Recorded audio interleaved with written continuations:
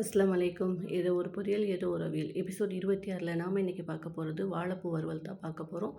வாழைப்பூவ எடுத்துட்டு உள்ள அந்த நாரையெல்லாம் எடுத்து கிளீன் பண்ணிட்டு, குட்டி குட்டியா கட் பண்ணி, தண்ணீல உப்பு போட்டு அதில கழுவி எடுத்துக்கோங்க. அப்பதான் வாழைப்பூ கருத்து போகாம இருக்கும். இன்னொரு தண்ணி கழுவிட்டு, தண்ணி வடிய விட்டு வச்சுக்கோங்க.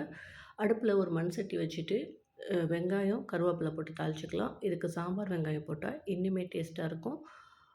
தண்ணி வடிய விட்டு வச்சுருக்க வாழைப்பூவ அதில போட்டு நல்லா ஒரு தடவ வறுத்து விட்டுருங்க. தேவையான உப்பு, 1/4 டீஸ்பூன் மஞ்சள் தூள், 1/2 டீஸ்பூன் அளவு மல்லித்தூள் போட்டு மறுபடியும் வறுத்து விட்டுட்டு ஒரு மூடி போட்டு வச்சுருங்க. அதில இருக்கிற தண்ணியே அது வேகிறதுக்கு சரியா வந்துரும்.